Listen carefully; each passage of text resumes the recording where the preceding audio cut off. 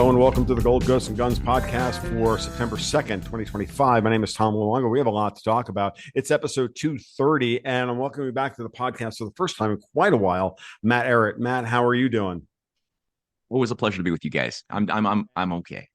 And also with a special returning guest that had to sit down and chat with Matt is Dexter White. Dexter, how are you this afternoon? Good, Tom. How's it going? And Matt, good to see you. Likewise. Now, what we're going to do today is we were all up in Calgary together back for Sean Newman's Cornerstone, which was a great amount of fun. I had a blast that weekend. And I know, and we all got a chance to, meet in person for the first time, which was great. And since then, Dexter and I have been doing a whole kind of series of, discussions about and articles on our newsletter about Canada and the rapid level of, I would call it, hostility that's coming out of Ottawa. And I wanted to get Matt on the program to kind of balance out our, rabidly pro-American perspective on this and see where we go. So, Matt, what do you see with Mr. Mark Carney, who apparently you just released a documentary about as well? So that's also a very cool angle on this. So I don't know. What do you see with Mr. Carney? Yeah, it's kind of a nice little icebreaker. And unfortunately, I didn't yet read your newest newsletter, so I didn't get Dexter and your take on the situation. But I guess I'll find out in the course of today's conversation. The auspiciousness of this particular conversation is noted because I did, as you just allude to, I released a documentary. My wife, our collaborator, Jason Dahl, and I teamed up and we put together a Mark Carney 34-minute documentary just to give people a bit of a sense of the pedigree of what he represents. And it's literally called Mark Carney's Dystopic Pedigree. Because I mean, I interface with a lot of American patriots, a lot of people in the MAGA crowd. I've got a show on a MAGA channel, and there's a lot of tendency, I think, to underestimate the sophisticated and old evil that is Canada. There's a tendency in Americans to really underestimate what this is, and I think that that's an old habit that Americans have had since the earliest days of the American Republic, and it has unfortunately created a blind spot, which has resulted in many unnecessary tragedies that have undone a lot of good, a lot of efforts to create and finalize the ideals of the American founding documents. And I mean, we've talked about this a lot in our previous chats. A lot of American presidents have been assassinated.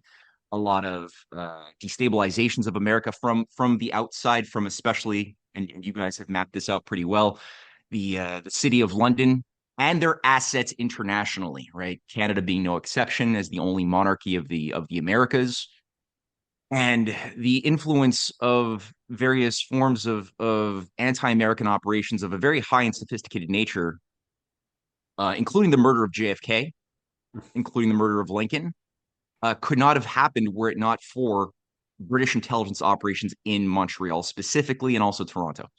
So, Carney represents sort of the embodiment, as far as I could see, having mapped him out now for well over, he first came onto my radar a little bit before he became governor of the Bank of Canada back in 2008, maybe a bit earlier. And having just paid attention to what he's a part of, what he does, what his ideology is, what his modus operandi is, who handles him, I've got to say, he really does represent the embodiment of everything wrong with British Canada and everything that Americans should develop a better appreciation for, because he's not here to help MAGA. I mean, I'm saying this, I know you guys know this, but I'm saying this because a lot of the people that listen to my shows, they've got a lot of layered conspiracies that involve Carney and Trump working together to defeat the empire. That's not happening.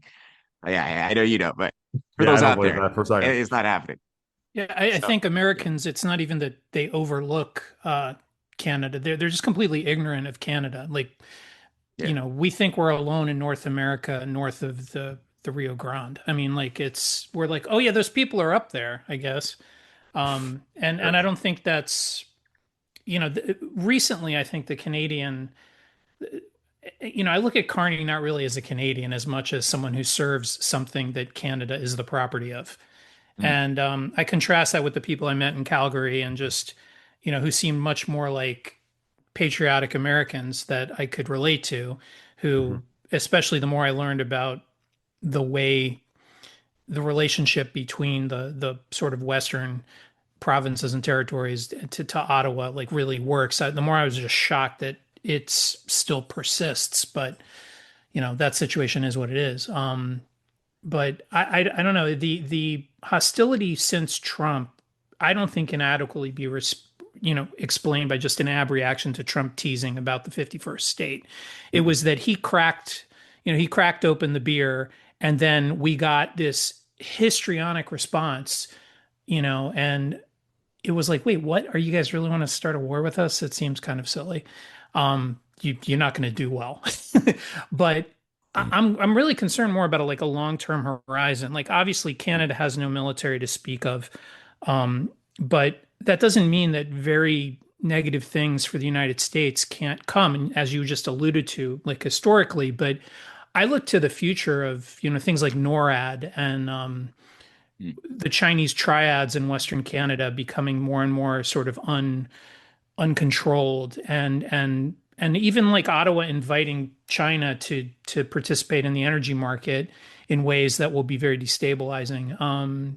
You know, I just should Americans be thinking of Canada as a long-term threat? Things like the Century Initiative, the idea that your population is going to go to 100 million by 2100, which would be about 25% of the US population, at the time, in the future, whereas now you're only about 12%. So the Mhm. idea that you're going to double in size seems weird as an objective just for any nation. Honestly, it doesn't seem like something coming from inside a nation that thinks of itself as itself. It seems more like something that would come from outside as a Mhm. plan. And in this case, specifically to encumber the United States from Fortress America and give them something, more of a threat, akin to the Mexican cartels and the narco state to our south to sort of box the country in. Is that a crazy perspective? Is that something that we should not be thinking about for the future? I mean, is it all just poutine and weak beer and no I like I threat? like I, I like how your mind works, Dexter. I like how your mind works. Uh, yeah, man. Look, it takes a lot. This might be difficult for many Canadians to hear this. Albertans are much better at coming to terms with this for obvious reasons, and you guys encountered that very, very directly when we were all together in Calgary for that fantastic conference. But for many Canadians, it's really tough that we're a synthetic country. I mean, just to say it, you got to say it, and it's like any alcoholic. You got to admit you got a problem, and then you can start coming through a battle plan for solving your problem. But you got to admit the problem, and a lot of people are really, really drunk on the national myth that's been cooked up for us by those very figures that have been lording over, above, and outside of Canada for, I mean, I would say since our very first draft of a constitution in 1791, which was basically just a British synthetic construct designed to give people as as much of an illusion of localized democracy as humanly possible, with none of the actual power of influencing anything meaningful in their lives. And then there's been subsequent drafts, or iterations in 1840, the Acts of Union; 1867, the British North America Act; 1932, the Westminster Treaty; the Pierre Elliott Trudeau Charter of Rights and Freedoms. I would say that there's one, they're all illegitimate. They all enshrine the idea of rights as being something that is given to the people by a foreign power organized around a hereditary institution. And sure enough, when you listen to the oaths of office that every prime minister has to go through, or the oaths to join the Privy Council that every prime minister, private citizens who are going to be playing a big role in the machinations of the empire, have to pledge. It's to not the people or the nation, but rather to uh, the crown and the hereditary heirs of whoever is sitting on the crown. That's who they pay fealty to, and that's who's the oaths of secrecy that they have to pledge as being, secrets that they keep secret. It's designed for the service of game masters who are looking at the world like a giant board game, and there's games within games and with games. That's how it's kind of, there's nested games, right? Mm-hmm. And one of those things is, as so I'll say this for the different mafia operations, and there's so many different varieties: Jewish mafia, Corsican, Sicilian, Asian triad mafia, Russian, Albanian. Like, there's so many variations on the thing, but they do the same thing. Mexican cartels and Mexican Sinaloa. So the thing is that, and I've come to realize this more and more, is that all of this is just a necessary aspect of world empire. You need to have a shadow syndicate, like a shadow government that organizes itself around corruption, right? Around creating, especially, drugs are a useful illicit product that people always want: prostitution, gambling, other things. You can get, basically, it's an economy of vice. And it's very useful for a number of things: to weaken and zap the vitality of your target population, like the British discovered so well in China over the century of humiliation. You just get everybody addicted. You also can very, very easily compromise political officials who are supposed to be responsible for maintaining that society. They can easily become assets of the empire. And then you start looking at things like the Bronfman gang, the Bronfman dynasty, that was grown up, that couldn't have grown successfully on its own. It had to get patronage from the major banks, from the major insurance companies of Canada at the time, in the early 1890s, turn of the century. That shows that particular Bronfman family, because there were certain sociopathic talents that Samuel Bronfman exhibited, and he was like, okay, there's other rivals that could have been selected, but it was him. And he was the one who was given certain controls over Seagram's, the liquor business, especially during Canadian Prohibition, which happened first before the U.S. Prohibition. It was 5 years of Canadian Prohibition, designed specifically to help grow this organized crime structure. And then it was like didn't miss a beat, right? As soon as booze was legalized in Canada, after this period of organizing and incubating this organized crime complex, then it was done in the United States. And then the already existent infrastructure could then be used to cultivate and grow the American Lucky Luciano, the crime syndicates there, which again couldn't have grown on their own. And you look at the rewards that were given to Samuel Bronfman. The rewards involved things like he was made an Order of the Knights of the Bath. Like, that's one of the highest mercenary, like, Masonic orders overseen by the monarch of Britain, which was, why would they give that to the head of organized crime that then oversaw Mayor Lansky and things, and it's still there, right? Like, who's in charge of the treasurer of the Liberal Party of Canada? Stephen Bronfman, right? And the vice is like a secondary tax base. You control the country with laws because you need order. But then, because you don't want to give away another stream of income, you stack the organized crime, or whichever underworld we're talking about. The techniques vary, but it's you lock up the control of that prohibited market, and then you can play both sides. And I think the one you mentioned that's the most important element of this structure is the blackmail part, where if you control the hookers, the heroin, and whatever ad infinitum, you also control 35% of politicians. You control the rest with bribery and evidence of having accepted bribes in the past, right? It's the same blackmail. It's just some people, some people don't have drug problems, but it's certainly not new, and you're right about the opium wars and how that works with the East India Company and how these things, which were quasi-governmentally linked and approved, but not the empire itself, but come on. And it's the same thing. I think about this all the time with crypto, frankly. I'm always waiting for the shoe to drop of, a defect in elliptic curve cryptography, and everyone's going to be like, oh, surprise, it was the CIA, and a lot of people will laugh at that. But I talk to a lot of Bitcoin people who, the reason they bought a lot of gold with their Bitcoin is they too understand that something about the whole origin story is a little too neat and a little too American. And, I believe that, I'm not saying I believe this, but I know that the information the intelligence services are using crypto to fund operations. That's clear. Mm. Right. And maybe not Yeah, Bitcoin. I'm totally in favor of being cautiously pessimistic at Right, all times. right, Like, right. yeah. Right. It's Yeah. basically a vacuum and pressure model of the universe. When Mm. you're like, oh, this absolute vacuum exists over here, but you're on Earth, I'll be like, yeah, probably not for long. It's electricity follows the path of least resistance, and Mm. arbitrages close. And so anything that people think is, oh, we just got technology, just gave us freedom, and the government can't stop us, I'll be like, you might want to think that through, Right.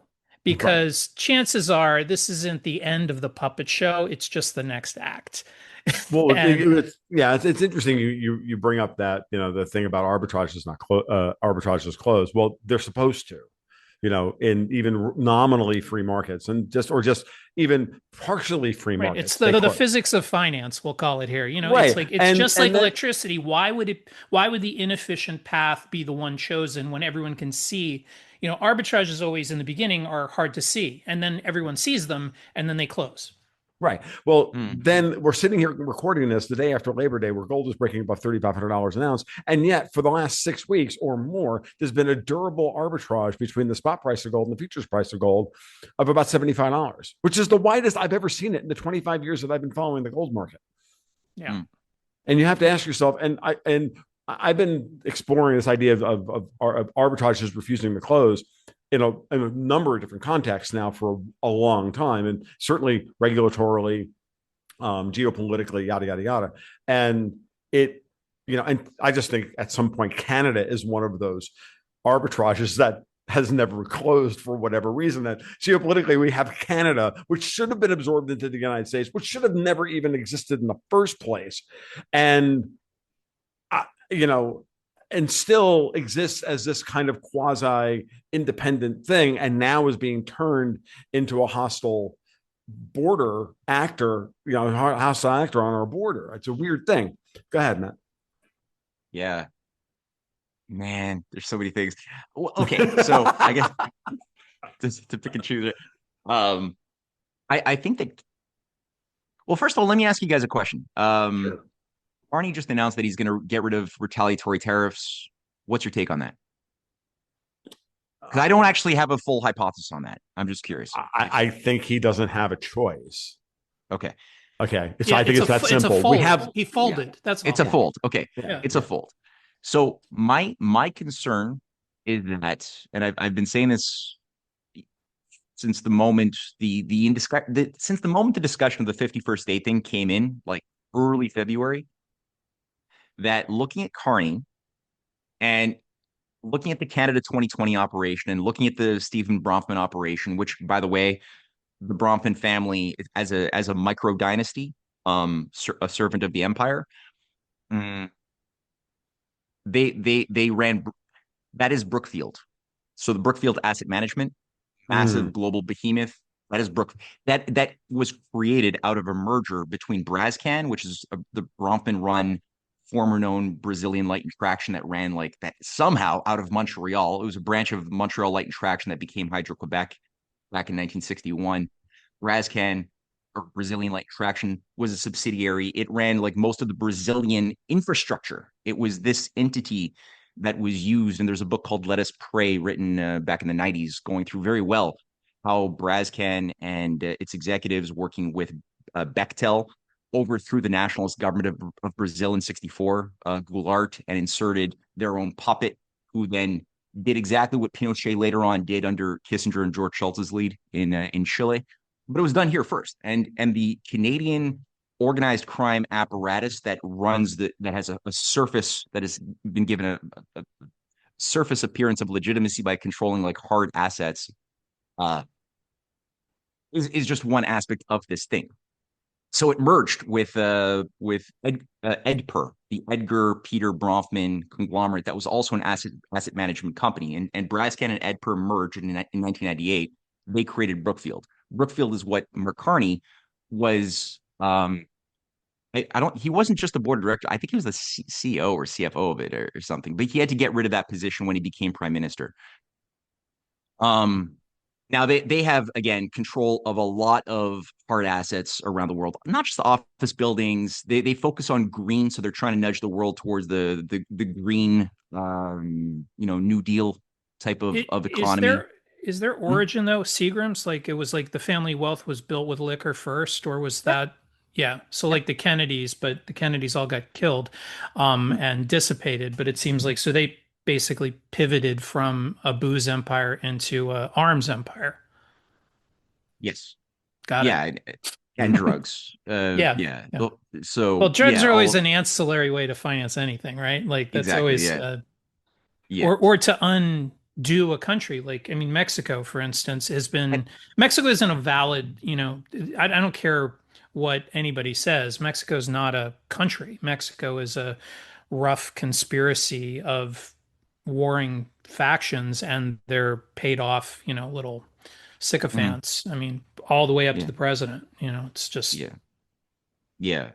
Well, yeah, and you had Porfirio Diaz and all these like force for the empire who were installed to just accelerate the this organized crime thing that basically masquerades as a government. Yes. But so Canada is like it's so important for people to just like wrap their head around this. So and also I didn't mention this, but Edgar and Peter Bronfman, but Edgar Bronfman, Charles Bronfman, um, it was Edgar, no Charles, who was also part of the MAGA group or mega group, sorry, the mega group of not yeah. MAGA, not MAGA, mega group under Maxwell and the whole Epstein operation that grew out of that. He was also a privy counselor for Her Majesty. So Charles Bronfman was ordained, just like Maurice Strong, as a private citizen to be a privy counselor. These are like not these are anomalies not to be ignored. So they serve a higher interest. They're not their own self-contained thing as many treat them. But that's not the only aspect to it. So you have also the thing that's grooming them, that's helping to propel them are you always will tend to encounter such institutions that Mark Carney was also a president of, like Chatham House. So he's the president of that up until like 2 seconds ago. So that's not a small thing. That's the first time we've ever had a sitting prime minister who was also simultaneously the head of the queen of all think tanks that runs How the much the of his life has he spent in Canada versus in London? Because that would be an interesting, just, I mean, he's born in Canada, mm, I presume, right? trained in Um, Oxford. Yeah. right, but like how many, however many years old he is, how many has he net spent in Canada? Because I mean, Mm, you would hope that your leadership hasn't spent most of their life not in the country they're leading.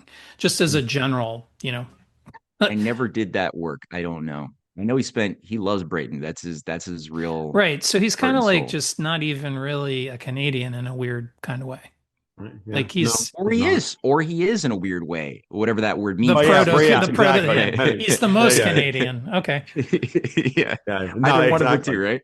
Right. You guys We're definitely have not an talking. auto. We're not talking red. We're not You have talking an red Ottawa green problem. Canadians, Yeah, right? We're yeah. not talking red green Canadians. We're not talking. We're talking Canadian Canadians, like the ones that actually settled Canada after the American Revolution in order to you know effectively bomb us from the But north, right? but So I mean, there's if I understand correctly, the kind of the founding of this of what we're dealing with what we think of as modern Canada was um, the loyalists in the Northeast in the United States who lost to the Revolutionary War, all basically fucked off to the area around Toronto, which hadn't really been settled by anything other than fur trappers. From what I understand, that's where the term the Laurentian elites come from, right? And I spoke to Chris Sims about this a little bit. I spoke to Dave Bradley about this a little bit, and to try and get a little better sense of what's going on there. And there's a fundamental difference between the people who are the natives that settled there and have the infrastructure there. And I think what you're alluding to with all of the Brompton stuff and all of that. And then the difference between that and Western Canada and how that was basically settled. If I understand correctly, basically by Americans who went west and then north. Mhm. And they're fundamentally different. They're fundamentally different cultures, not just because they're fundamentally different geographies, but the type of people that actually settled them. So, I mean, I don't know how much that's true or not. But I bring that in as as a way to understand that Canada's always been a kind of British anti thing, like India, Pakistan, Yeah. Palestine, Israel, Canada, the Right. United States. We have to always think Right. North and South Korea, Taiwan, China, yada yada yada, Hong Kong, China, whatever you want to call it, right? So, Mm. Yeah, no, well here, so this kind of folds back into what uh this conversation began with, because mhm. it's such a broad topic, right? It's It sometimes is hard to just like answer a question directly because you're like, okay, that question involves all of this other context. And cool. so, Go for it. but We this have is like time, Matt. Go for it. it. So what you guys were saying at the very beginning regarding like, well, what is Canada? I and I was saying how dangerous it is, how dangerous it is.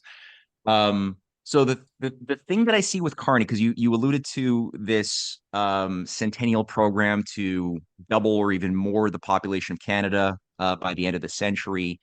Um, so Carney has over so he's unleashing a new program which is reactive, it is not causal, and I think it's following the same template as that laid out by the 1870 to 1885 figure of Sir John A. Macdonald. So right after we had our Confederation, you know, as I've said many times, I see Canada as like the British Confederacy operation against the Union that succeeded. There was two.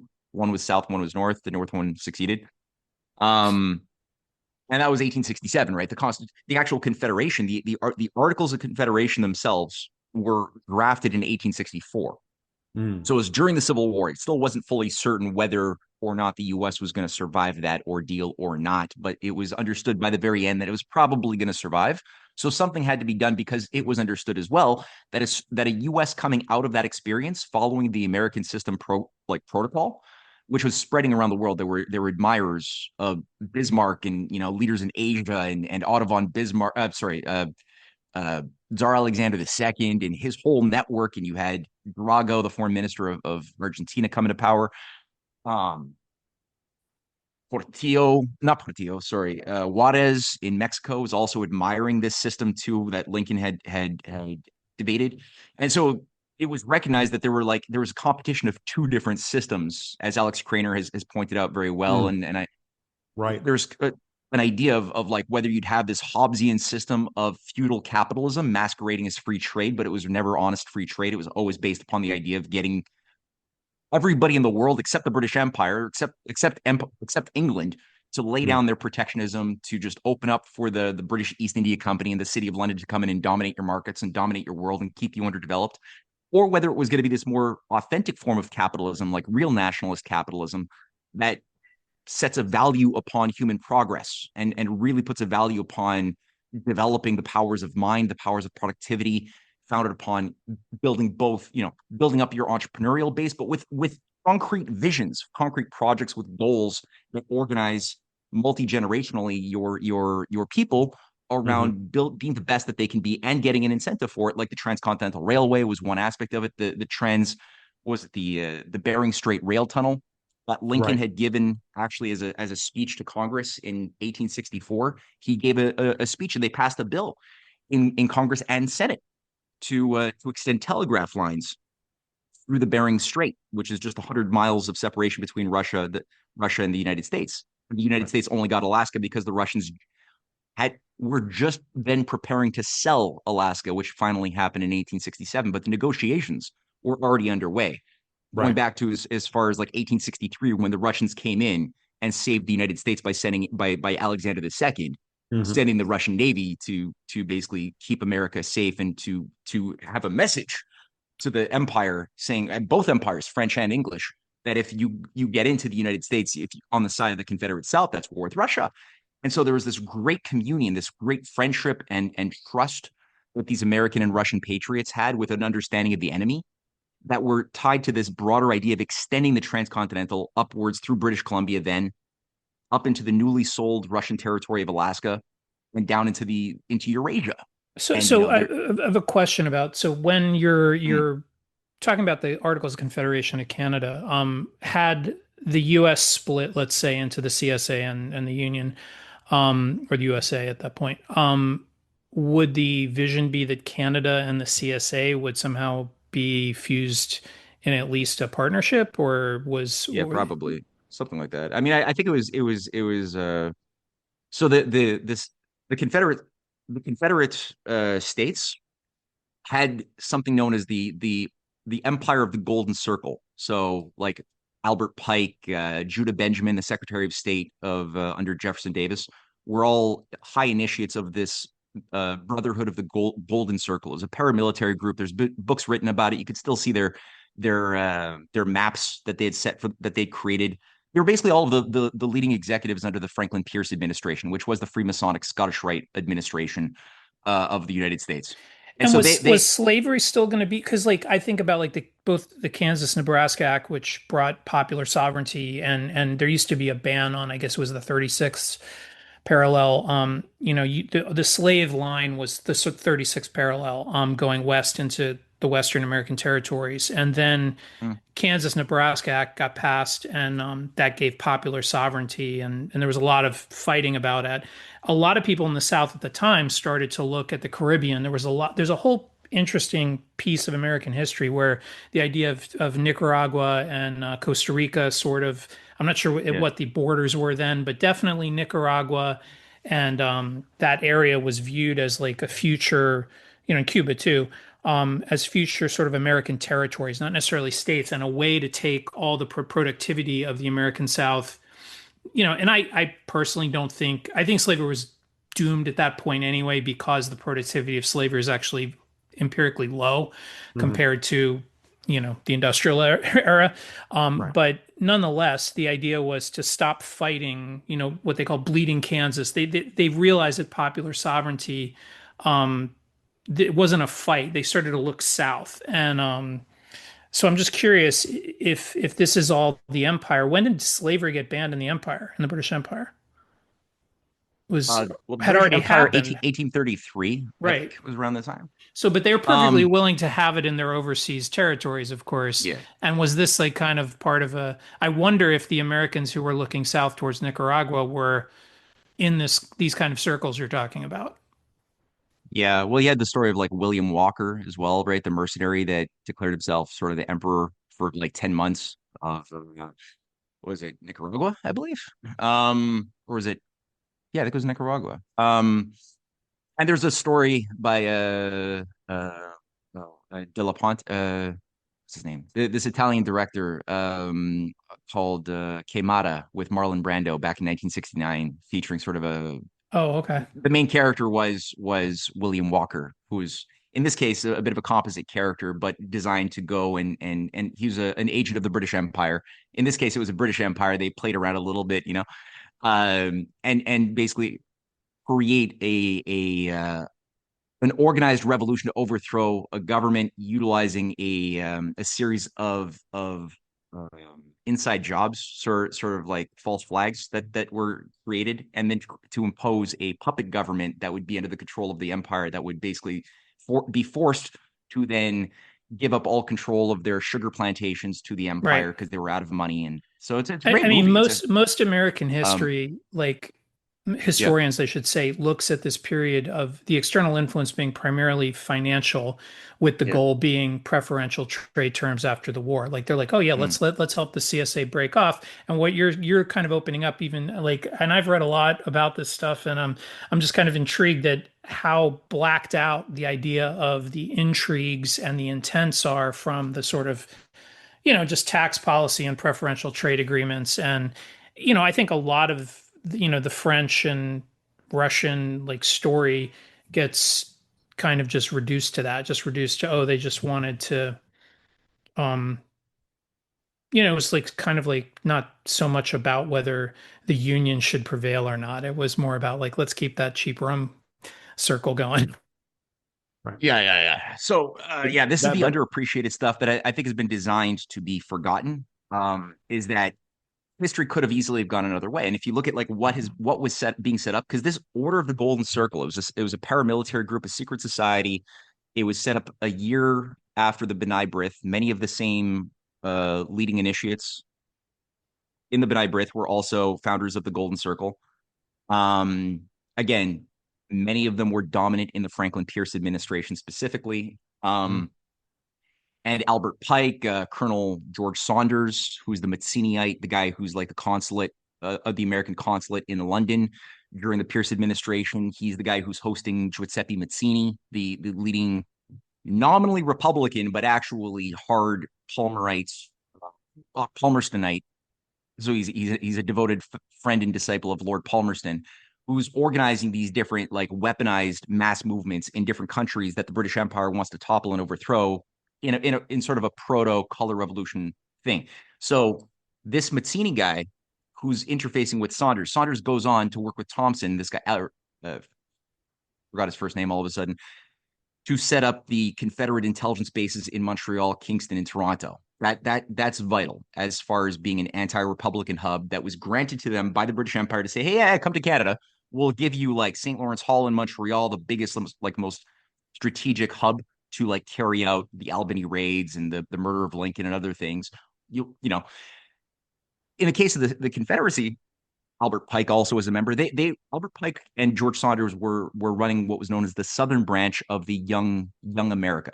So you had a Northern branch of Young America that was, and a Southern branch. So you had the different Young Albania, Young Turkey, Young Germany, Young France, which is basically like take young, energetic, dumb people and get them to like go and overthrow their government.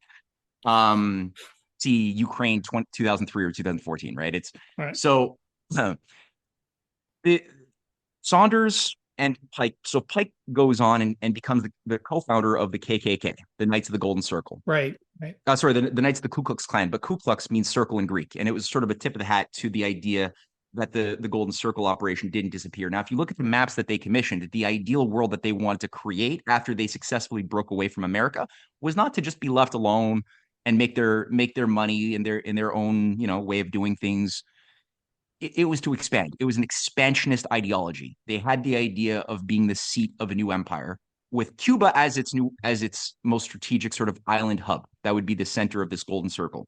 And It would involve like a big chunk of South America, all of Latin America, all of Central America, all of Mexico would be under the control of this thing, and it would expand.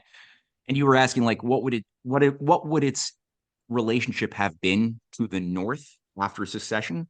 Well, I didn't mention this, but the founder of the northern branch of the Young America, set up in 1840, was Emerson.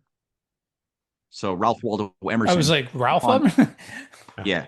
Interesting. So he came back from England. He described how he became the lieutenant of Carlyle, Thomas Carlyle being a major cult controller and manager of the cultural warfare aspect of the empire at that time. The Edinburgh Review was a big part of the Carlyle apparatus. He basically spent quite a bit of time. Later on, Fuller, his disciple, did the same thing, and she worked with Mazzini, and she worked with Mazzini's other asset there, the red shirts. What are their names? Garibaldi, which brings her directly into contact with Blavatsky, who was doing the same thing with Fuller at the very same time, fighting the Garibaldi Wars in Europe under the Mazzini directives. So Emerson comes back. He gives a series of lectures. The first lecture he gives is at the Boston head Scottish Rite Masonic Lodge on Young America. And he starts publishing on Young America and what that new idea of creating a new type of American that didn't exist before, devoted to this like rugged individualism, completely that sees a disdain for the Constitution, that sees these as archaic, old things that are not applicable in the new age that's coming into being, whatever that new age looks like. And so he's being patronized by the heads of the northern branch of the Scottish Rite. The northern branch of the Scottish Rite, and Anton Chaikin, you guys got to talk to this guy. This guy like mapped this shit out back in like the early 80s with his Treason in America book. It's fantastic. And basically, so you have the northern and the southern branch of the Scottish Rite that are both created by or they're both loyal to the United Grand Lodge in England. And this is like the U.S. version of the 1848 wave of revolution. Like this is our kind, because what year is this? Like you said, it started in like 1840. It's kind of like, seems like it's. This sets the tempo for it. Yeah. Like a lot of the leading most radical abolitionists that were being sponsored by the northern branch of the Scottish Rite, like William Harris, William, the guy who was trying to manage Frederick Douglass.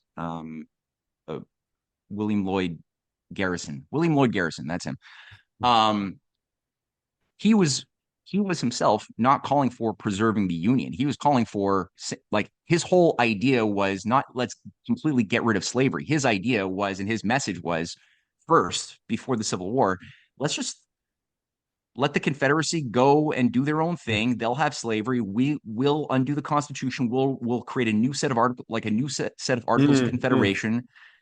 A lot of it involved joining Canada. So basically saying he had this view that, look, Britain is so much more morally advanced than we are.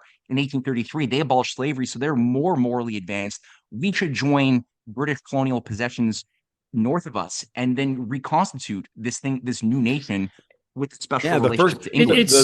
I was saying, hold on, the first secessionist movement in the United States was out of Massachusetts with the abolitionists. They were the ones first saying, we no longer want to be associated with slave owners. Yeah. It's interesting that every time there's a pretension of a revolution in America, the people who lose always say they're going to move to Canada. And that includes, like, the very recent past. It includes the 60s.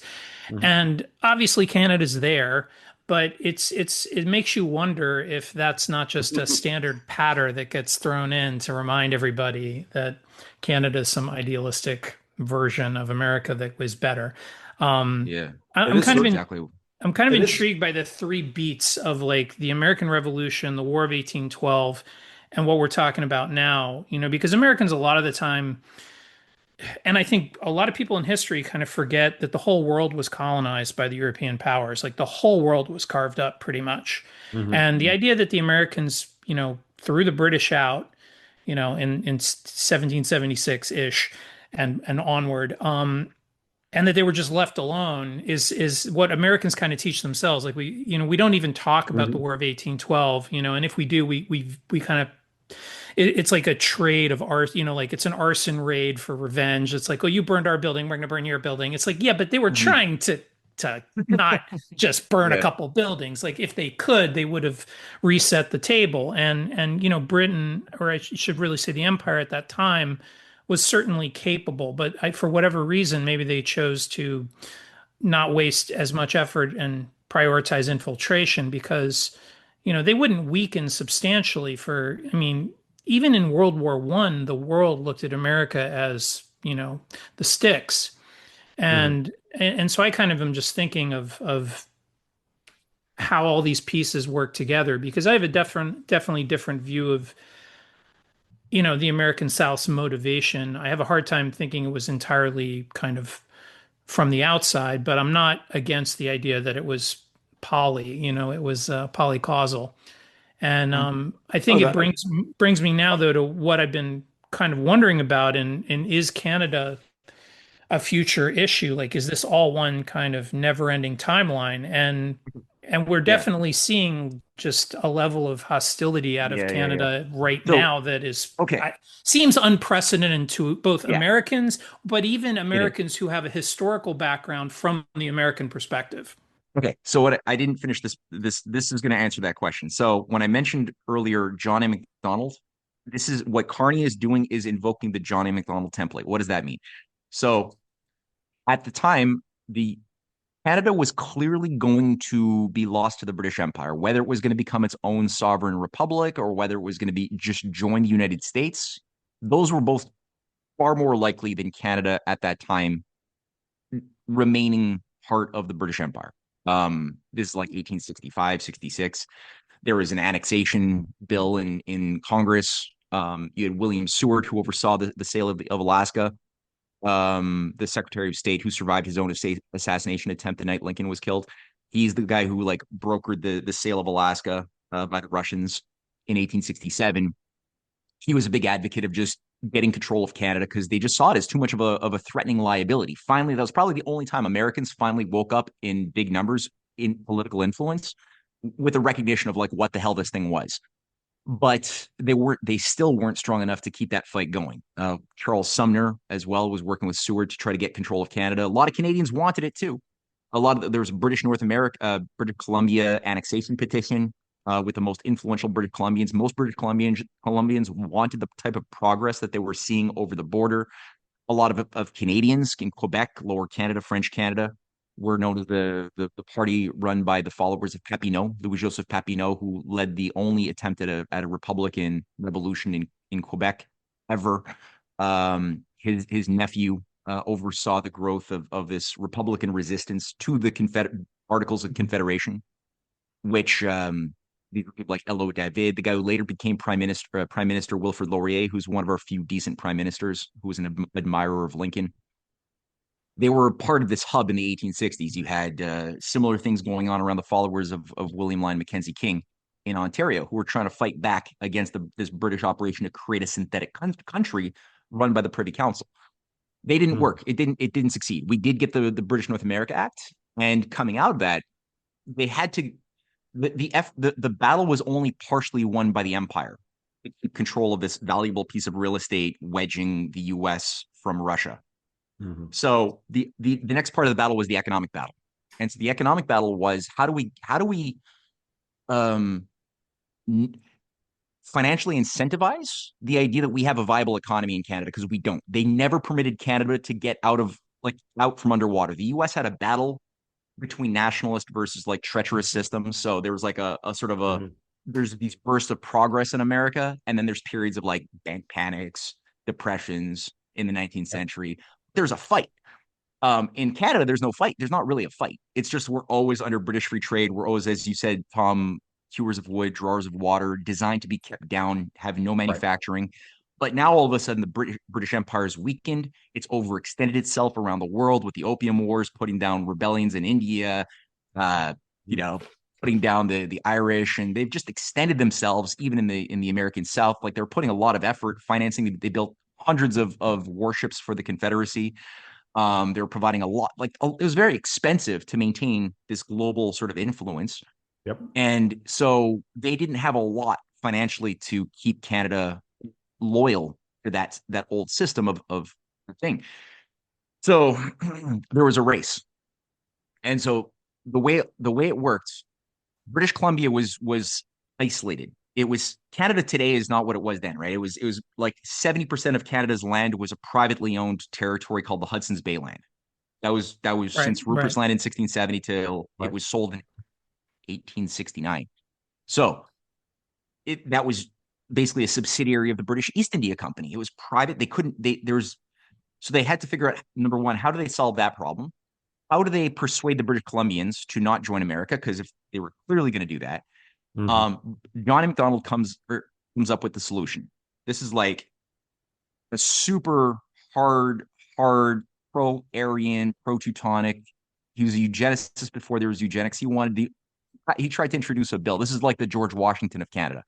This is like the guy that Canadians are told is your great father of the founding father of Canada is John A. Macdonald, Sir John, who said, "A Britisher I was born, and a Britisher I will die." And he's assigned. Oh yeah, he's trying to introduce a bill that would only allow Canadian citizenship to officially blood Aryans and Teutonics. That was a bill he introduced. And people say, "Oh, but you got to forgive him. It was the 19th century." Well, at least the English wouldn't be included, but yeah, that's pretty ironic, eh? I think Saxons. We should play this out a bit. Don't hold on. You might have been onto something. I think that the Saxons were allowed in the acceptable bloodlines. Okay. Okay, fair enough. I was give the self-heating Lamy a chance. But definitely no Asians, no blacks, no nothing. They should not be allowed. Point is, so the innovation that was assigned to him to sell and to push was called the National Plan, the National Policy. And so it was officially launched as a way to tell BC, don't join the US. We'll build you a rail across the continent. We'll build you a rail, and you can have for the first time ever some economic communion with the East Coast for the first time.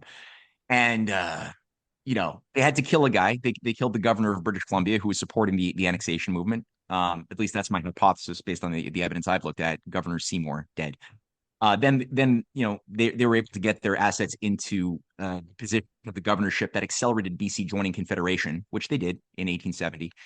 And the promise was, okay, we'll pay your debts. We'll build a rail and something else. I forget what. And and we'll nationalize the Hudson's Bay land. So they active in London, they passed the bill. So now that became part of Canada, our territories.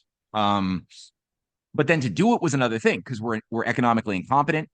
we've never built industry. We didn't have any. We didn't know how to do engineering. So how to do that? That was the next challenge, and that was solved partially, well, by creating this evil version of Lincoln's system. So they took was Lincoln's system when what he revived with the greenbacks, with the protective tariffs, all these things. It's very good at getting shit done. You can get shit done that involves like taking a big nation with a lot of different parts and getting a harmonization of action to get a certain common effect that's long term. It's effective, but the empire could also take that same mechanism and do it for themselves for a bad intention, which is what they did in Canada. And they started applying protective tariffs, but not against the British Empire, but rather against America. So you had like 25, 30% tariffs against the USA, free trade with the British Empire, and then a kind of perverse productive credit that was tied to building up the Canadian Pacific Railway and these things that it did unleash progress. It was finalized in 1885, a lot of corruption along the way, but it did stimulate progress. There was a massive explosion in quality of life, in entrepreneurs, in industry. The population demographics grew quite a bit because of this idea of like development. But as I make the point in my book series on the Untold History of Canada, it's like a perverse manifest destiny. They created, and John A. Macdonald said, if we don't go there, I would rather keep Canada a barren wasteland, but I know that if we do not go there, then the Yankees will. And I'm barely paraphrasing. That's almost exactly what he said. Yeah, well, that's interesting. That's clearly what's going on today with continental Europe and the rest of their satellites. So what they're doing what they're doing to England right now, what they're doing to Australia, what they're doing to New Zealand, and what they're going to do to Canada next. That if the Yanks want it, they're going to burn it the fuck to the ground. This is very fucking clear in my mind. Well, so Carney's doing several things that are following a playbook that was written by the Privy Council back in 2011. You can see the white papers from the Canada 2020 think tank. That was the same think tank that was behind the creation of the North American Union. So back in 2007, 2008, you had this idea of creating a European Union for North America. That was John Manley, a co-founder of the Canada 2020 think tank, which Mark Carney's wife Diane is the research director for and senior fellow for that Canada 2020 think tank. That was the same think tank that created and managed Justin Trudeau. Does she have lesbian sex with like Tony Blair's wife? Like, you know what I mean? Like, it's also damn incestuous. I'm like, I hate to be like blunt, but yeah. Okay, keep going. But I'm in Canada, man. I'm in Canada, dude. I mean, it's not that I want to put that image in anybody's head or anything, but like just to be blunt. Go ahead. Yeah, I'm already making enough enemies already. So, so all that to say, part of what Carney has been doing is he passed Bill C-5. So Bill C-5, you guys know what that is? Nope. No idea. One Canada Act. So it's the first time ever that you have a bill that, for the first time ever since John A. Macdonald, eliminates all of the trade barriers between the provinces. Right. That's one of the ways that the empire has been able to control Canada is divide to conquer, make sure that there's no free trade amongst the provinces, and thus you have a more divided, regionalized, thus easier control society, which worked quite well most of the time. However, now for the first time with Bill C-5, the One Canada Act, that's all being eliminated. So that seems good, though. I mean, that seems like a good thing. That's what pisses me off, is that these things individually are things I like. I want those things. Right. It's like I like the idea if I was in the 19th century building rail across Canada. That would be great. Except after starving you for 100 years, they give you a little sausage and they're like, but you're not getting any steak. So the intention have some more. Yeah, right. Yeah, keep us groveling for crumbs. Yeah. But so, and then sometimes they will give you a meal to keep you, like, there was actually an expression in French called en four râpé. They still use it locally in Quebec today. En four râpé just means to get fucked over. But it literally comes from, the literal word literally comes from 1776, when the British, actually 1774, when the British did the Quebec Act. And the Quebec Act was basically an effort to undermine the Continental Congress, which was trying to persuade their Republican-hearted French-speaking brethren in the North that had just been fucked over by the British Empire under the 7 Years' War. They were abused massively. Their hearts were with the American cause. And the idea was, well, they could certainly be a part of this new republic. And there were letters from the Continental Congress. Ben Franklin was organizing up in Quebec and Montreal, and a bunch of corrupt assholes basically said to the empire, we accept your bribe, which was, okay, well, the empire said, we'll give you local controls. You can still have your French customs and French, civil law, and local controls over many, your regional administration, but you have to stay loyal to the crown forever. And they accepted this bribe. And it was called wrapped in fur. So the idea was, people were saying, oh, it's like you've been wrapped in fur. It's the fur blanket policy of the empire was, we'll give you comforts now. We'll give you a lot of comforts now, but we're going to fuck you over in the next generation. Contrasting sort of the West and Eastern modern like mindset in Canada. I mean, maybe not Vancouver, but certainly like the Middle West or whatever, the West, the West except Vancouver, plus then Quebec's probably a separate topic, but I mean, I get a real sense of an East-West divide. Or maybe is that just a Calgary divide or an Alberta divide, I should say. It's historically at East to West. The West has been fucked over historically, especially starting with Pierre Elliott Trudeau and Maurice Strong, who had control of Petro-Canada and fucked over the West to keep them subdued. With what we're talking about now, and like just for instance, it seems like the Canadian populace will just keep letting the frog boil go. When the whole Chrystia Freeland thing, when she threatened to nuke the United States, and a lot of people were like, wait, what did she just say? The role of Canadian mass media is different, and what I'm about to say is in no way an endorsement of American, neither our media nor the average American's perception or aptitude and understand when they're being conned.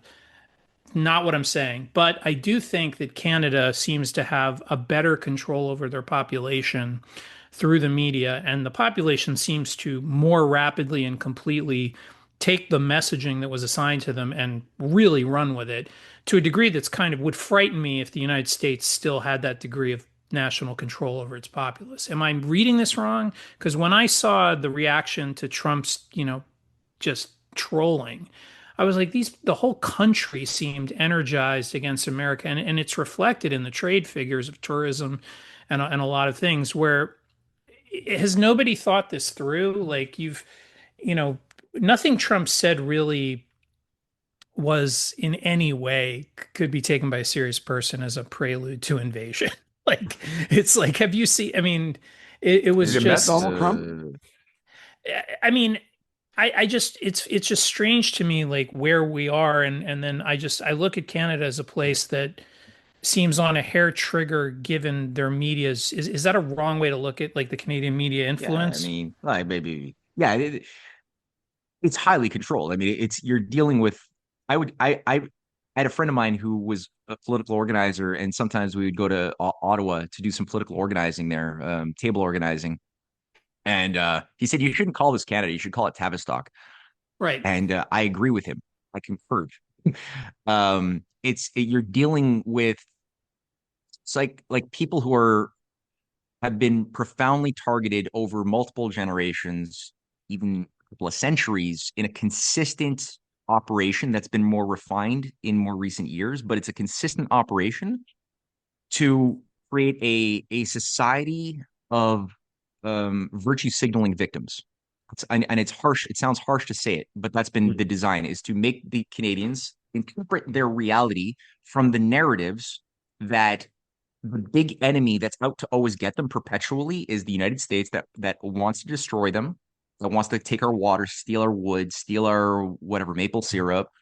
And that's like the forever demon that's been baked into the school system, the textbooks, the history narratives that have been like promoted as being what will be published versus what will not be published as dominant books in Harper's Collins or other the psyop is the culture. Yeah, the psyop is the culture. So we can't underestimate the level of psychological complex and fear that Canadians have baked into them, mostly, unless you're in Alberta or some parts of like rural BC or rural Ontario or the rural zones tend to be, by virtue of just being rural and outside of the influence of the cosmopolitan control grid, or at least lessen that influence, you tend to be a little bit more self-thinking. You tend to be a little bit more hands-on. So you could think, you think more reasonably about, well, what practically works. So you're able to, you didn't give up on your common sense for some abstraction. So there's a bit more reasonability. But overall, threatening to nuke the U.S. is not a good no, plan yeah. if you want to have a low stress future, because And Canada has no, suddenly realize you're there and be like, hey, we got to spread democracy up there, and and Canada look to has no Iraq what that looks like, because you wouldn't like us when we're angry. I mean, we're barely tolerable when we're just stupid, which we are. there's no military. There's no military in Canada. I know. I hear you, man. No, we could send the Minnesota. It's almost like they're what's trying to be provocative. Yeah. Go on. Well, what's interesting about what you just said about Canada, which it's clear that it's been a multi-generational, if not multi-century process. It makes sense that it would be, given the history here. But what's really interesting is I hear the same thing today, right? With the audience that we have, a lot of people from Germany, a lot of people from the UK, a lot of people from France, and I'm telling you, I hear the exact same thing from them. They have tightly controlled state medias that have turned the recent generations, and it's been a multi-generational process to talk about the evil American empire that runs us as a vassal state and is going to take us over, and they turn into, again, virtue signaling victims is a great phrase, but it's everywhere across the West, and it becomes the dominant narrative.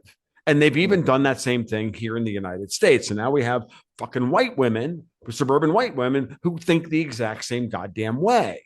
And it's been, I'll be honest with you, the only reason I've become really obnoxious about my response to all that now is that I used to be one of those people who hated his own country. A suburban white woman?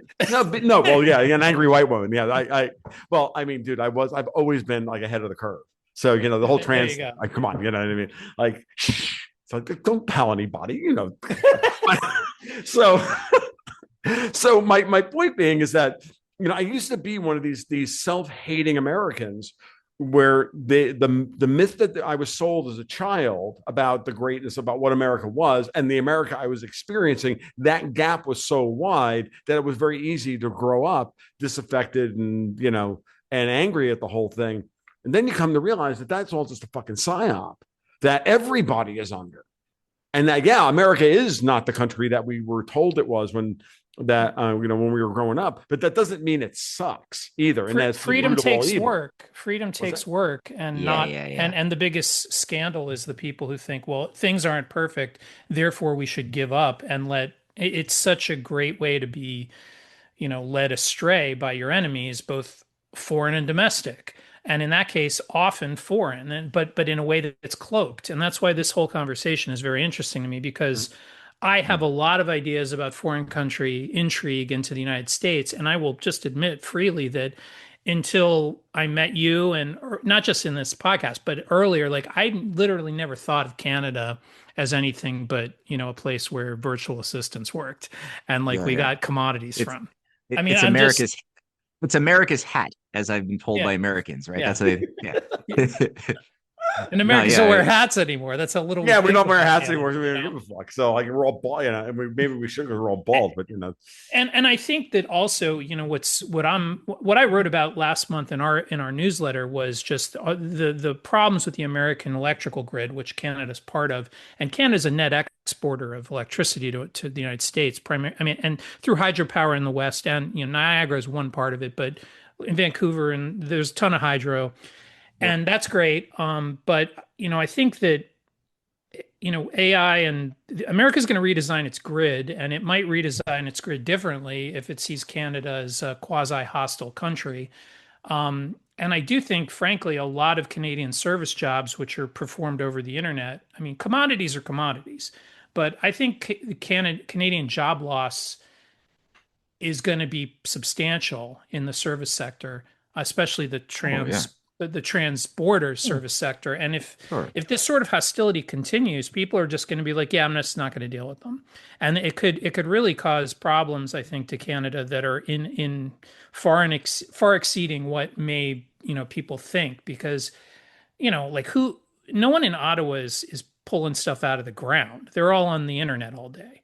And Yeah. a lot of them Yeah. make their money with relationships with US companies.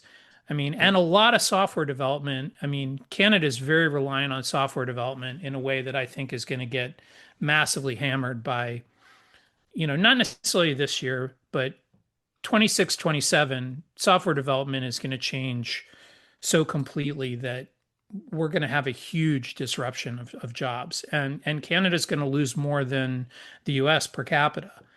In the places in the areas of Canada that most are at the center of what we've talked about in this podcast, it's not going to be in Calgary that those jobs are going to disappear. It's going to be in Toronto.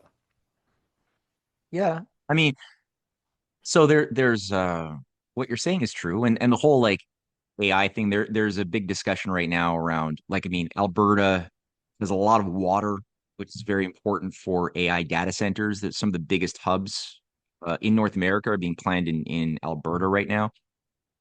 Nuclear energy is being discussed, and similarly, it's sad because I'm very much pro nuclear, but at the same measure, the model that they're applying, when you hear them talking about how they're going to apply the nuclear energy, it's not to develop the civilian economy. It's to develop primarily a surveillance grid technocracy Right. that's going to be Right. managed by AI and all that It's stuff. going to be a massive Um, malinvestment. The same thing's happening in the United yeah, States. They're going to put the Mhm. yeah. power where the people Bad aren't. there's bad thinking on that. Yeah.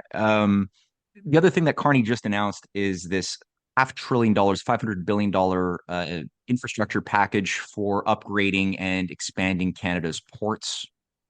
Um, the vector around that, yeah, you can Google that. It's in motion. The vector is to try to they're looking at the resources of Canada, of which there's tons of resources, not just natural gas and oil, but there's a lot of Right. that.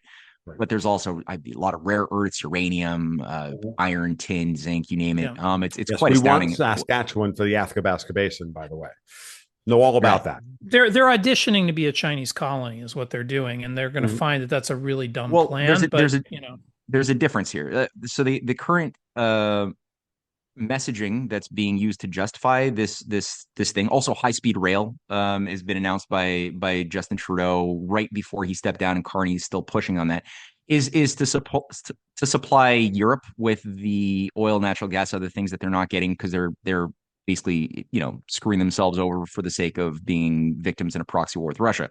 So they can't get that cheap natural gas and resource from Russia. So they're trying to create a situation, also expanding pipelines. So there's two aspects of this. They're trying to bribe or pacify the Alberta independence movement. So that's one aspect of it on a Mhm. practical, immediate level, is just pacify them by give them what they want. so they take it Right. seriously enough to do that.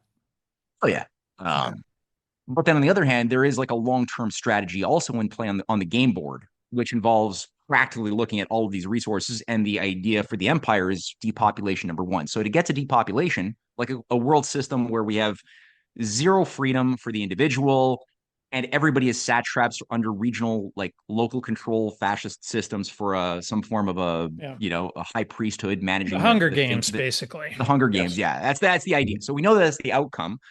To get there, there are things that they're willing to do and a permit, even though it runs contrary to the general orientation of the empire, which is if you have a highly managed culture, then to allow for bursts of development is adequate for, in the mind of an imperialist, a necessary evil in order to put the genie back in the bottle and undo it later on. And Of they course. think generationally, they don't There think has to Right. be they immediately. have to there has to be pressure relief moments. You Pressure, have to yeah, let the you need pressure these off. things. Yeah, Yeah. that's why the Again. Theosophists created the India Congress Party and to capture the Indian revolutionary groups under a theosophical British imperial controlled Mhm. sort of paradigm that would and that would nudge their message from being proper independence into like home rule, a la what the British were doing to Ireland as well. It's home rule. What is that? It's just like good governance or responsible government.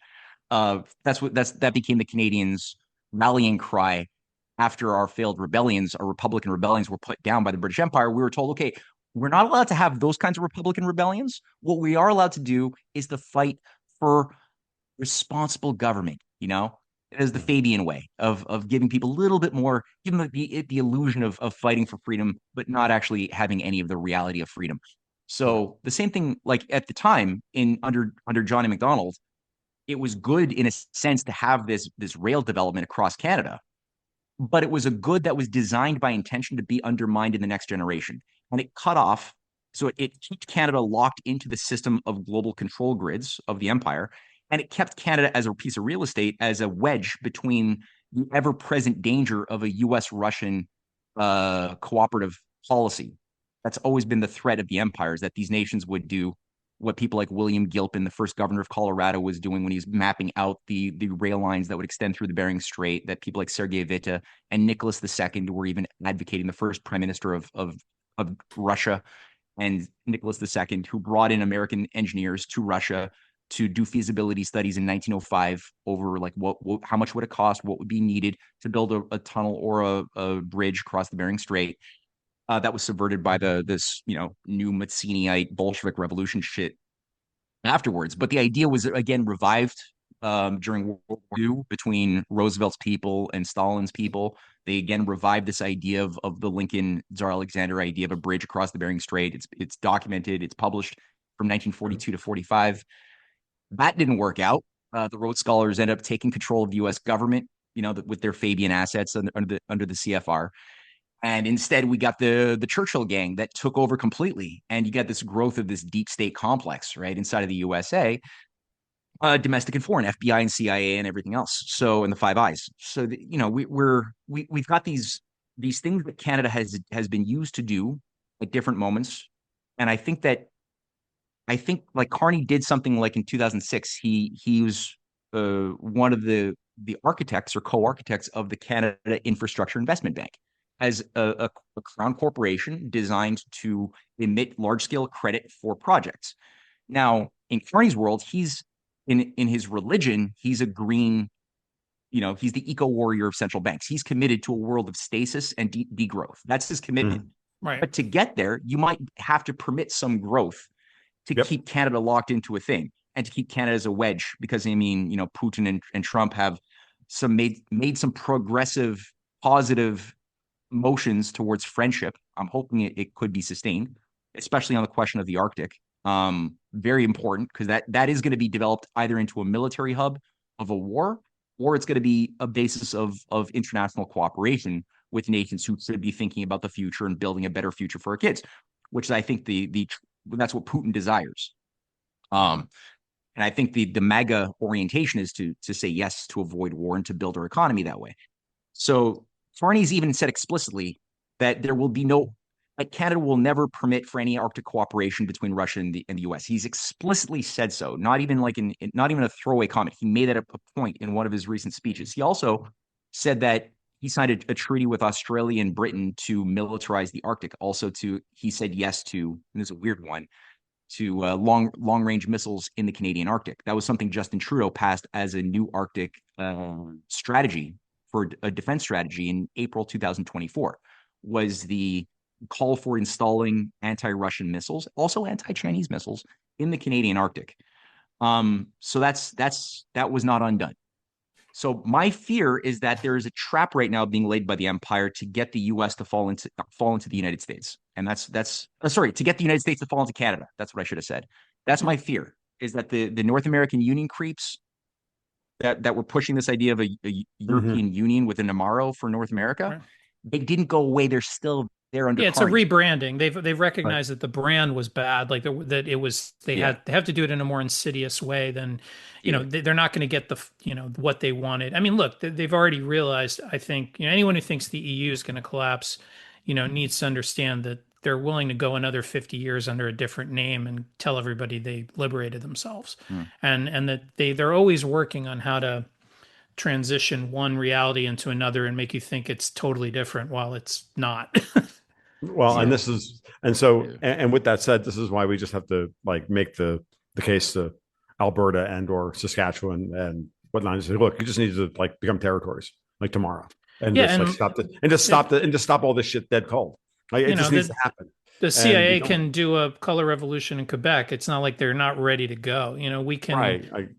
But I mean, I'll just start with the basic stuff, which is that, I've seen reports of this, and maybe you can fill it in for me just to make sure that I'm correct. But did Daniel Smith actually sign a pipeline agreement with the United States coming out of Canada? Is that just an overstatement by a bunch of, frothy American yellow journalists.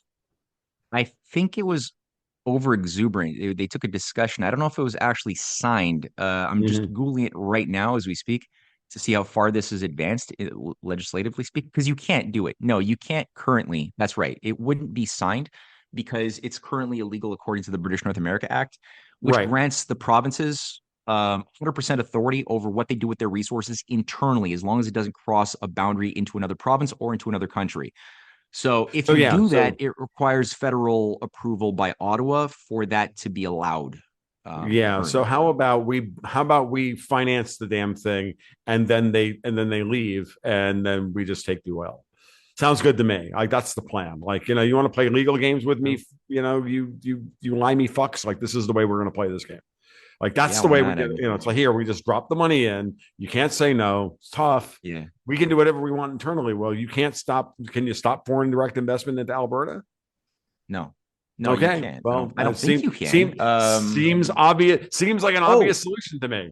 you actually, there are certain things that could be done, but again, this is like what we saw with Justin Trudeau and the Privy Council. They intervened to block the sale of a major construction firm, Acon Inc., that was basically going bankrupt because we're Mm-hmm. not building anything in Canada. So this massive construction firm that could do anything was about to be bought by a Chinese company, and all the shareholders voted unanimously for the sale. And then the Canadian government stepped in, saying that no, that's they vetoed it.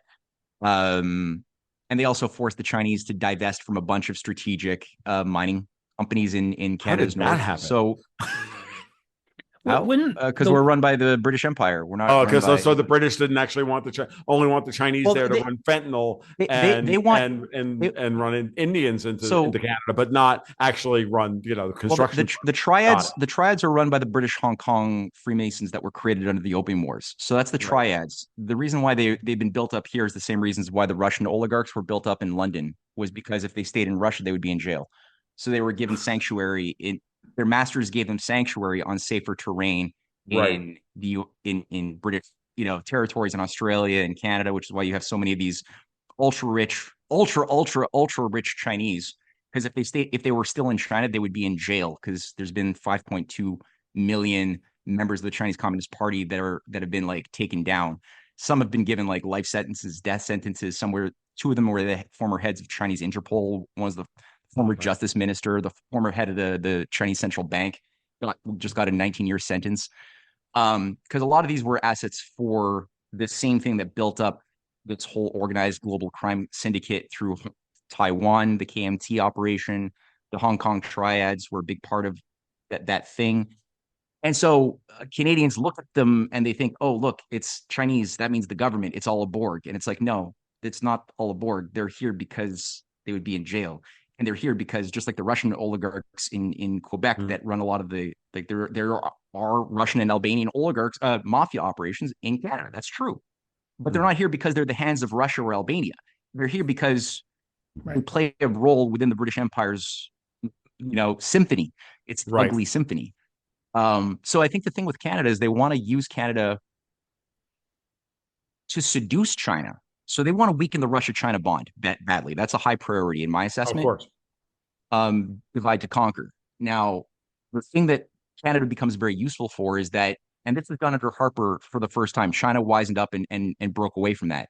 Harper started pushing in 2012 this Canada-China free trade agreement, and he passed omnibus bills overthrowing decades of environmental legislation that made it easy for foreign companies, um, Chinese oil companies, to come and buy Canadian assets. And the idea was, look, we can make Canadian oil cheaper than Russian oil if you just get like addicted to this supply chain, then Mhm. and get enmeshed within us. We could, in the empire's mind, they're thinking that they could turn off the taps down the line, and Right. that didn't happen. As it turned out, at a certain point, I think it was in 2017, Justin Trudeau went to finalize the China Canada free trade agreement, and he landed in Beijing, and he was snubbed. Nobody showed up. There was no red carpet, nothing. He basically Wow. had to get back on the plane, and he came back to Canada in a big embarrassment. And that was China's way of just messaging out, saying that we know what you are. Like, at that point, they knew what the plan was for Canada to be used as a honey trap. or Hmm. what is that the word? Not honey trap, but Yeah, something yeah, yeah. to you know. Well, and we're doing this podcast the day after the BRICS summit ended, where we finally got the announcement that Power Siberia 2, which has been in negotiations between the Russians and the Chinese for about 6 years over price, not path or anything else. It's all just been a price. It was finally settled over the weekend, further Yeah. solidifying that all of this has failed. It's very clear to me when thinking about all the energy stuff. I'll put a quick bow on this. That what Trump is clearly trying to do is make deals with everybody that's surrounding Europe, such that he and they control the energy flow into and out of Europe. The Russians just move their gas supply, more of their gas and oil supply, into China and Mongolia. Now, Power Siberia 2 will go straight through Mongolia, and Yeah. The Europe's only possible path to get any energy outside of the United States is Canada, and the rest of it is all being shut off. The Middle East with the Saudis, the Russians, obviously, and what Trump wants to do, of course, is like he told von der Leyen flat out: "You're buying our oil, you're buying our natural gas, you're buying our LNG, and we're going to take Canada from you." Like, I think Trump is very clearly going to take Canada. Now, I'm not kidding when I say this, and I'm not saying this as some ultra magatard or 4D chess guy. I'm like, no, strategically, we have just laid out why this needs to be done. And the way you destroy their, just one last point, the way you destroy this plan of the British is to leave them rump Canada. And rump Canada is, basically Ottawa. And it's Toronto. to de-risk what seems to be, like if it's all sort of a pathology of fear that comes to the surface when Americans say something triggering. That's one thing, but I think a lot of people are looking at Canada as not a threat today, but a place where they're going to build a threat for the future. And there's going to come a point where it's going to become policy to reverse. Like Canada's not going to be able to go forward with the things they're currently saying out loud in a way that isn't going to eventually get American attention. And once that attention is there, good luck trying to run the table on us. Because, the US doesn't have to really give a lot of effort to, arrest whatever Canada tries to do. There's certainly a lot of nuance to it, but America has a lot of cards to play. So, hopefully Canada figures out how to throw out its problem, Right. Without having to, go all the way to this. I do have a kind of a quick question about the implications of the One Canada Act. So if there's cross provincial tariffs prior to this, and let's say we got a pipeline coming down from Alberta or Saskatchewan and into the US, getting oil or product, whatever it is, from one province to the other to use that existing artery in the past would have involved a tariff, right? Like an internal tariff. So could there be some unforeseen circumstances, or could this be the actual reason why Carney's doing something we otherwise would like? But could there be some unforeseen circumstances in internal development, like building of private roads or just trucking product? Like forget the politics of new arteries, i.e. pipelines, but like this makes all the pipelines in anywhere in, let's just say BC, Alberta, Saskatchewan, Northwest Territories, where all these resources are, it suddenly removes previous barriers to get those existing commodities to existing arteries. And that seems like all an internal Canada investment thing. Yeah. So number one, keep Canada a wedge between US-Russian friendship and collaboration economically. Number two, try to persuade China that we've changed.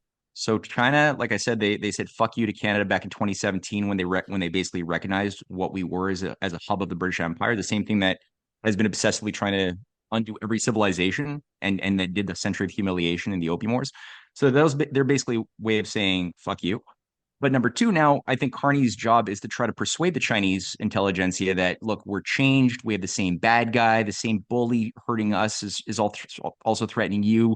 Big bad Americans. Look, we're the same. And look, we have high-speed rail that we're going to build. And look, we can be a country too, just like you, when we can do centralized planning and we could build, pipelines. We could build rail as well. We're not like a green basket case. We're not an eco freak basket case. You can trust us now. We're different. And I think it's part of the marketing that they're trying to do. Not because they really want a Canada-China special friendship. It's just that they want to destroy ultimately. China is currently working with Russia and coming, they're serving as a foundation of economic vitality for a lot of countries of the world looking to think and build long term and to end colonialism. And that has to be undone. And so I think that, it's being marketed in a certain way to ultimately destroy. Like, it's not just Canada's not just an anti-republican nation. We're anti-human nation. So anytime there's humans being creative humans, growing and building and going outside their limits, that has to be undone. And so Right. the assets of the British Empire are deployed to do that in any way possible, even if it takes the form of a Chinese or a Russian or an American. It'll be done that same You for that said same purpose. You said it before when you said Tavistock. It's kind of Tavistock, yeah. yeah. So Yeah, it's fucked up. Yeah. yeah, Sorry. the more you learn about that, the more you're like, okay, I don't even know about any of this. But Yeah. This seems like a good place to end. Canada as the anti-human nation, or fake nation, or synthetic nation, or Canada as Tavistock 2.0. Canada Tavistock 2.0. That might even be the name of the podcast. Guys, this has been phenomenal. Matt, give a quick shout out to your movie and where people can find it, and I will make sure that it's in the show notes, and we'll do the thing, folks. Great. Yeah, go to the show notes. Watch the Mark Carney's Dystopic Vision or Dystopic Pedigree. And also, Hugh Trudeau, the voice, one of my buddies, great voice. He's that's who you're going to hear narrating. The other thing is, if people are listening to this, and you're going to be in or around Ontario, Cynthia and we're going to be in Toronto for one of our films on the hidden hand behind UFOs is going to be played at the Toronto Film Festival on Saturday night. You can go to the Eventbrite or go to my website for that information. Substack is a great way to get that information, get a ticket. The next day, we're going to do an afternoon symposium on Dark Ages or Renaissances with some more appreciation for the cultural war. So people could get a ticket to that too on matthewehret.substack.com if you'd like. Excellent. That seems pretty out of the box that you would be at the woke Toronto Film Festival. I find the subversion of Canada as Tavistock kind of, I don't know, delicious. Maybe this is the proper word. So that's awesome. Yeah. We're Gold Guts and Guns. He's Dexter White on Tom Luongo. You can find me on Twitter at TFL1728. You can find him at Dexter K. White. Patreon/Gold Guts and Guns. You guys know the drill. You guys be well. Take care. Talk soon. Keep your stick on the ice. Thanks, guys.